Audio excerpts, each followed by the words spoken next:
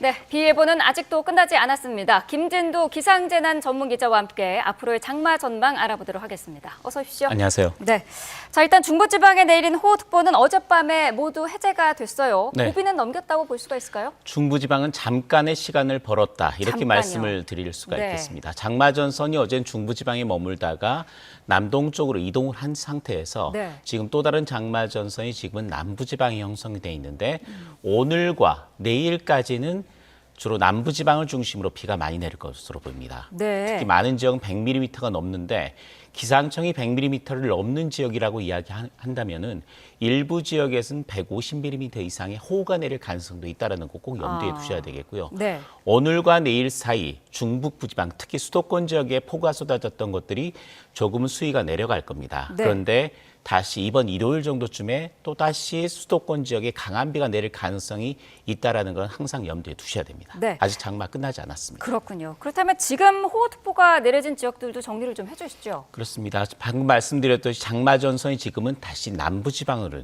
내려갔습니다. 네. 그러니까 장마전선이 내륙에서 오르내리고 있는 건데 지금 내려갔다면 내일까지는 주로 남부지방에 머물다가 모레부터는 다시 중부지방으로 올라올 겁니다. 레이더 영상을 잠깐 보면서 설명을 해드리겠습니다. 네.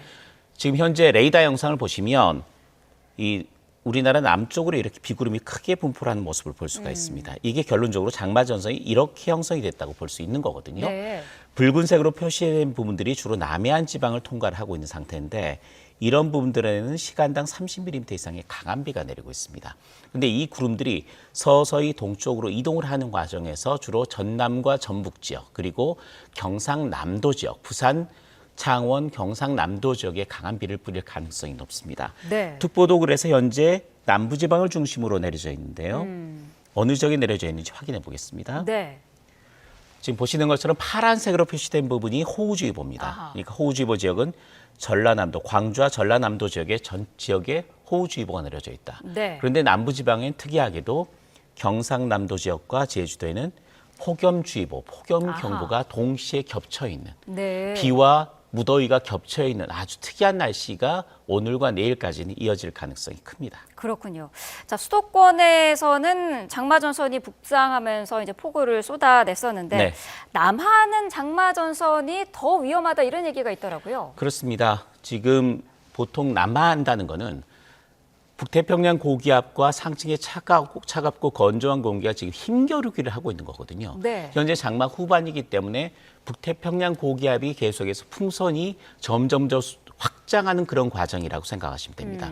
풍선이 확장하고 있었는데 갑자기 남쪽으로 내려갔다는 거는 네. 상층에서 내려온 차고 건조한 구역이 조금 더 힘이 지금은 세다라는 이야기입니다. 그런 센 공기가 내려온 상태에서 계속 확장하려고 하는 북태평양 고기압과 경계가 만들어진다면 네. 아까 보여드렸듯이 현재 남해안 쪽에 지금 그 경계가 형성돼 있거든요. 그러니까 차고 건조한 공기가 뜨거운 공기를 띄워 올리면서 폭발적으로 비구름이 발달할 수 있는 여건이 되거든요. 아. 지속 시간이 아주 그렇게 길지는 않습니다만은 네. 한 번 발달했을 경우 굉장히 강한 비구름, 그러니까 시간당 30에서 50mm 정도의 집중 호우성 비구름이 발달할 수 있는 조건은 충분하다는 이야기입니다. 그래서 오늘과 내일까지는 이 남부지방, 특히 네. 전남 그리고 경남 남해안 지방 쪽을 중심으로 주의를 기울여야 됩니다. 물론 네. 전북까지 포함입니다. 아, 그렇군요. 이번에 비가 온 거를 봤더니 시간당 강수량 100mm가 넘는 날이 이달 들어서 모두 8일이었습니다. 그렇습니다. 전부 시간이 새벽과 밤 시간대 이렇게 온 야행성 폭우였는데 이거는 어떻게 설명할 수 있을까요? 저도 100mm, 시간당 100mm라고 하면 극한호우라고 부를 수 있는 상황인데요. 지금 네. 그래픽으로 나오고 있는데 보시면 특이한 게 날짜별로 지역별로 100mm를 넘는 적이 굉장히 많아졌다는 이야기입니다. 아. 저도 이 재난 부분을 계속 취재를 하면서 보통 장마철이나 여름철에 한두 번 정도 100mm를 넘는 지역이 있었는데 네. 이렇게 동시다발적으로 또 지역으로 옮겨 다니면서 100mm 넘는 극한호우가 이어진 것은 처음 봤고요. 특히 남부지방 같은 경우, 전라남도 지역 같은 경우는 200년 빈도, 그러니까 200년 만에 한 번 찾아올 수 있는 그런 강도의 폭우가 쏟아졌다는 이야기죠. 그러니까 네. 올여름 장마의 특징이 지역적으로 강력한 폭우 구름들이 자주 발생하면서 극한호우가 지역을 옮겨 다니면서 쏟아졌다는 특이한 현상을 보이는 장마로 기록될 것 같습니다. 네, 수도권에 비 피해가 집중됐던 게 이제 어제 오전 시간대였는데 네. 이 무렵에 좀 특이한 비구름이 형성됐다고 하더라고요. 네. 지금 그 상황에는 중규모 저기압이라는 이야기를 기상청이 계속 해왔었고요. 그러니까 뜨겁고 차가운 공기가 만나면서 그 경계에서 비구름이 발달한 형태가 아니라 뜨겁고 차가운 공기가 경계 면에서 저기압이 아주 작은 규모의 저기압이 연이어서 들어갔다는 이야기입니다. 근데 저기압은 보통 시계 반대 방향의 공기 흐름을 보이거든요. 네. 시계 반대 방향의 공기 흐름을 보이면서 뜨거운 공기의 그 북태평양 고기가 가장자리에서 강하게 발달한 비구름들이 위쪽으로 올라가면서 반시계 방향으로 돌기 때문에 모양이 어떻게 되냐면 약간 활 모양으로 생겼습니다.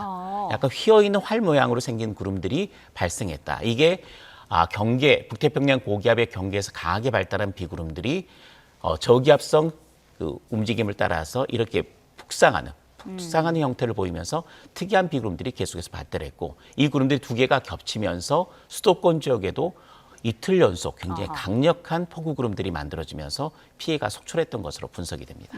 그렇다면 지금 굉장히 이례적인 현상들이 계속해서 나오고 있는 상황인데 앞으로도 그러면 장마철에 비가 오는 그런 형태가 좀 바뀔 것이다 이렇게 봐도 되겠습니까? 이번이 저도 처음 나타나는 현상이라서 좀 걱정이 되긴 합니다만은 이게 다시 예전으로 돌아갈 가능성은 낮아 보입니다. 온도 자체가 그만큼 한반도 기온도 올라갔기 때문에 공기에서 함유할 수 있는 수증기 양이 폭발적으로 증가하거든요. 온도가 올라가면 올라갈수록 수증기 양이 늘어납니다. 그렇다는 이야기는 충분히 조건만 갖춰진다면 굉장히 강력한, 이전에 볼 수 없었던 강력한 비구름이 발달할 수 있는 조건이 충분하고 그렇다면 시간당 100mm의 강우량이라는 것이 그렇게 흔하지 않은 형태가 될 가능성도 상당히 높아지고 있고 그럴 수 있는 위험성이 갈수록 증가한다고 볼 수 있는 상황입니다. 그래서 올해가 처음 이렇게 100mm가 넘는 극한호우가 200년 빈도의 극한호우가 빈발했다면 이런 현상들이 매년 여름마다 반복될 가능성이 있고 이번도 장마 기간 동안에 이런 현상이 잦아졌는데 장마 이후 폭염 그리고 폭염 이후 갑자기 국지적으로 발생하는 소나기 구름이나 아니면 국지적으로 발생하는 강한 비도 충분히 이런 정도의 강도를 보일 수 있다라는 그런 확률이 점점 높아진다고 볼 수가 있습니다. 네, 이번에 특히 휴대전화 재난 문자가 쉴 새 없이 발송되기도 그렇죠. 했는데 말씀하신 것처럼 이례적인 상황이 많았기 때문이었을까요? 아니면은 재난 문자 활용도가 커졌기 때문이었을까요? 지난해 같은 경우 수도권에 시범 운영이 됐습니다. 네. 그런데 올 여름부터는 수도권 지역은 정식적으로 운영이 되고 있고요. 올해 시범 운영된 곳이 전남 광주 지역, 경북 대구 지역입니다. 그런데 수도권 지역은 지난해 시범 적용됐을 때 한 6차례 정도 그 재난 문자가 발송이 됐는데 올해 벌써 22번 하루 만에 22번의 재난 문자가 발송되기도 했거든요. 그러니까 결론적으로 44건이네요. 이틀 동안을 따지면 44건이 됩니다. 그러니까 수도권 지역에서 44번의 재난 문자가 발송됐다라는 건 지난해와 비교하면 굉장히 달라진 거죠. 시범 운영, 정식 운영을 떠나서 조건을 맞추면 발송이 되도록 돼 있거든요. 그러니까 지난해보다는 올해 상황이 훨씬 더 심각했다. 또 폭우 구름들이 그만큼 자주 발생해서 수도권 지역에 계속해서 이틀 동안 600mm가 넘는 폭우를 쏟아부으면서 그만큼 피해가 속출할 수밖에 없었던 굉장히 위험한 상황이었다는 것을 지시를 하고 있고요. 다행히 오늘과 내일까지 잠시 소강 상태를 보이는 동안에 약간 위험한 지역, 위태로운 지역을 보강을 해서 이번 일요일 그리고 다음 주까지 이어질 장마에 대비를 해야 되는 골든타임을 지금 확보를 한 상황이라고 보시면 됩니다. 네. 자, 지금 잠깐의 그 골든타임을 지금 확보하고 있는 상황이다라고 말씀을 하셨는데 그렇다면 장마가 아직 안 끝났다는 거 아닙니까? 그렇습니다. 네. 앞으로 어떻게 될까요? 이게 조금 어렵습니다. 그래서 아직 우리가 예측하는 모델이 한 3개 정도가 있는데 3개 정도의 모델이 좀 다르게 보고 있고 그중에서 기상청은 현재 그 방향성을 가진 거는 하나입니다. 다음 주 초반에는 충청과 남부지방 그리고 제주도의 장마는 끝날 것 같고 본격적인 무더위가 시작될 것 같다라고 예상은 하고 있습니다. 하지만 서울, 경기와 강원도 지방의 장마는 그대로 놔둔 상태에서 이 장마가 언제까지 가느냐를 봐야 되는데 보통 중부지방의 장마가 끝나는 시기가 7월 25일입니다. 평년으로 봤을 때는요. 근데 그럼 지금 기상청은 중기예보로 봤을 때 28일, 29일까지도 비를 넣어놨거든요. 네. 거기에 영향을 주는 게 장마 전선이 아니라 태풍입니다. 아하. 태풍이 하나 지금 발생할 가능성이 있는 것으로 우리가 참고하는 세계의 슈퍼컴퓨터 예측 모델이 모두 굉장히 강한 태풍이 만들어져서 우리나라 부근까지 올라올 것을 예상을 하고 있는데 네. 그 태풍이 어떤 진로를 택하느냐, 또 그 태풍이 남긴 비구름이 장마 전선에 어떻게 영향을 주느냐, 그 상황에서 북태평양 고기압 세력을 확대하느냐 아니면 약간 수축하느냐에 따라서 중부지방 장마, 그러니까 서울의 장마가 끝나는 시기가 결정이 될 가능성이 높은데 네. 현재 두 개의 모델은 25일, 26일 정도쯤 끝날 가능성이 있는 것으로 지시를 하고 있고요. 네. 다만 기상청이 참고하는 우리 슈퍼컴퓨터 예측 모델 같은 경우는 우리나라 쪽에도 비가 좀 태풍의 영향으로 비가 내리면서 이 장마 시기에 약간 영향을 줄 가능성으로 보고 있습니다. 이 때문에 기상청도 조금 더 비 예보를 다음 주 중반 이후, 다음 주 주말까지도 넣어놓은 상태에서 네. 상황을 예의주시하고 있는 그런 상황이라고 볼 수가 있습니다.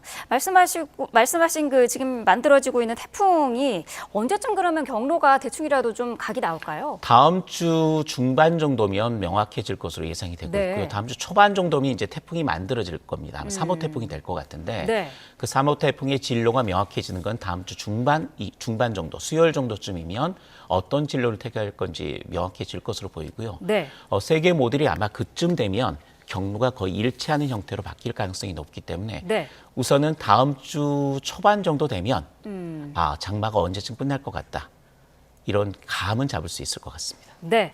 자, 아무쪼록 지금 뭐 당분간 며칠 동안은 장마 전선이 아직 끝나지 않은 상황이기 때문에 그렇습니다. 네, 전국 각지에서 좀 주의를 해주셔야 될 것 같습니다. 김진도 기상재난 전문기자와 자세한 내용 살펴봤습니다. 오늘 말씀 감사합니다.